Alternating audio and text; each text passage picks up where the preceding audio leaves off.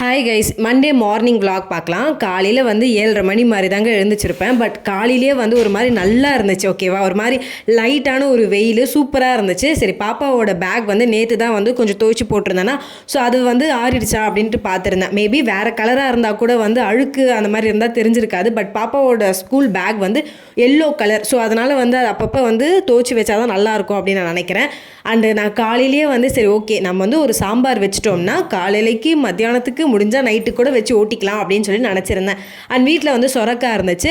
சொரக்காய் வச்சு இதுக்கு முன்னாடி ஒரு வாட்டி சாம்பார் வச்சா நல்லா வந்த மாதிரி ஞாபகம். ஸோ அதனால் அதையே வந்து திரும்ப ரிப்பீட் பண்ணலாம் அப்படின்னு சொல்லிட்டு ஃபஸ்ட்டு வந்து இந்த பருப்பெல்லாம் ஊற வச்சுட்டு அதுக்கப்புறம் ஏதாவது வேலையை பார்ப்போம் அப்படின்னு சொல்லிட்டு நான் எப்பவுமே சாம்பார் வைக்கிறேன்னா என்ன பண்ணுவேன்னா, துவரம் பருப்போட வந்து 2 ஸ்பூன் வந்து இந்த சிறுபருப்பு இருக்குல்ல அது வந்து போடுவேன். ஸோ வந்து சாம்பார் கொஞ்சம் திக்காக இருக்கும், டேஸ்ட் கொஞ்சம் நல்லாயிருக்கும் அப்படின்னு சொல்லிட்டு இங்கே பருப்பை ஊற வச்சுட்டு அப்படி திரும்பி பார்த்தா அந்த என்னோடய கேஸ் ஸ்டவ் இருக்குல்ல அது ரொம்ப பிசு பிசுன்னு இருந்துச்சு. போன வாரமே க்ளீன் பண்ணணும்னு நினச்சேன், வீக்கெண்ட்லேயாச்சும் க்ளீன் பண்ணணும்னு நினச்சேன்.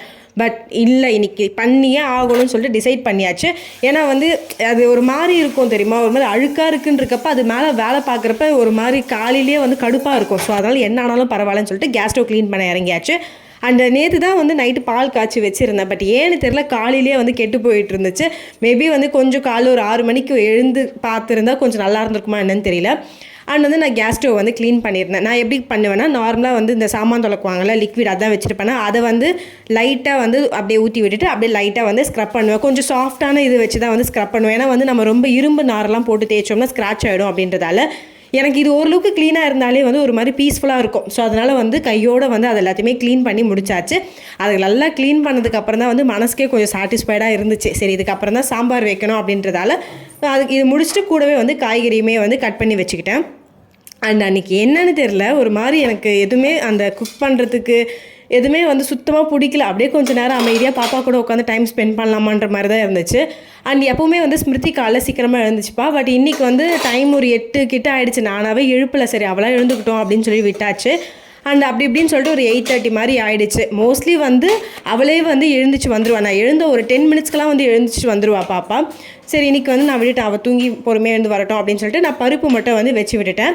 அண்ட் எப்பவுமே வந்து பருப்பு வந்து வைக்கிறப்ப வந்து கொஞ்சோண்டு பூண்டு இங்கம்பொடி அதெல்லாம் போட்டு விட்டோம்னா கொஞ்சம் கேஸ் ட்ரபிள் ப்ராப்ளம் வராமல் இருக்கும் அப்படின்றதால.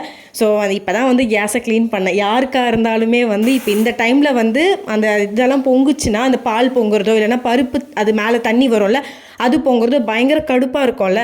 பட் என்ன பிரச்சனைனா, நான் சாம்பார் வைக்கிறேன் அப்படின்றது என் கிச்சனை பார்த்தாலே தெரிஞ்சிடும். எப்படி பண்ணாலுமே வந்து அந்த குக்கர்லேருந்து தண்ணி லீக் ஆகிட்டே இருக்கும்.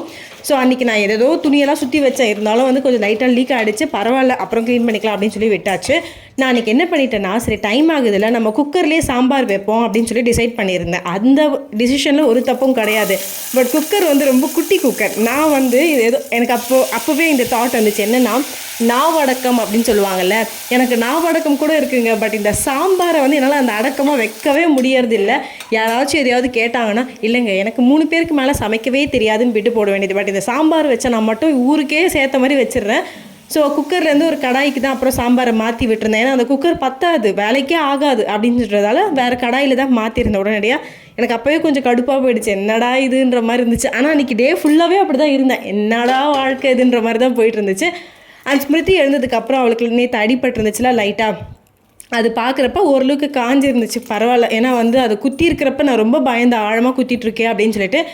பட் ஓரளவுக்கு பரவாயில்ல. இப்போதைக்கு தேங்காய் எண்ணெய் மட்டும் தான் வச்சுட்ருக்கேன். ஸோ ஃபைனலி எப்படியோ போராடி அந்த சாம்பாரை வச்சு முடிச்சாச்சு. காலையில் பாப்பாவுக்கு அதே சாம்பாரில் நான் வந்து மில்லட் தோசை தான் வந்து ரெடி பண்ணியிருந்தேன்னா, ஸோ அதுதான் வந்து பாப்பாவுக்கு கொடுத்துருந்தேன் பிரேக்ஃபாஸ்ட்டுக்கு. அந்த மில்லட் தோசையில் கொஞ்சம் கூட வந்து அரிசி இல்லாமல் பண்ணியிருந்தேன். ஸோ அது வந்து நான் ஷார்ட்ஸாக எடுத்து வச்சுருக்கேன். அது வந்து நம்ம சேனலை சப்ஸ்கிரைப் பண்ணி பாருங்கள், கண்டிப்பாக அடுத்தடுத்த வீடியோஸில் அதுவுமே வரும். அண்ட் பாப்பாக்குமே எது ஃபஸ்ட்டு சாப்பிடணும் செகண்ட் சாப்பிடணும் சொல்லிட்டு இருந்தேன். அண்ட் இவ்வளோ தான் vlog. உங்களுக்கு vlog பிடிச்சா மறக்காமல் லைக் பண்ணி சப்போர்ட் பண்ணுங்கள். டெய்லி ஏதாச்சும் ஒன்று அவளுக்கு பிடிச்சது கொடுப்பேன். அந்த மாதிரி இன்றைக்கி வந்து கிரேப்ஸ் தான் கொடுத்து விட்டுருந்தேன். இன்றைக்கி நாங்கள் கொஞ்சம் சீக்கிரமாகவே ரெடி ஆகிட்டோம், வேன் டிரைவர் வரத்துக்கு முன்னாடியே. அண்ட் காலையில் ஸ்நாக்குக்கு வந்து அவளுக்கு ஆரஞ்ச் அண்ட் கிரேப்ஸ் தான் கொடுத்து விட்டுருந்தேன். vlog பிடிச்சா லைக் பண்ணி ஃபாலோ பண்ணிக்கோங்க. பாய்.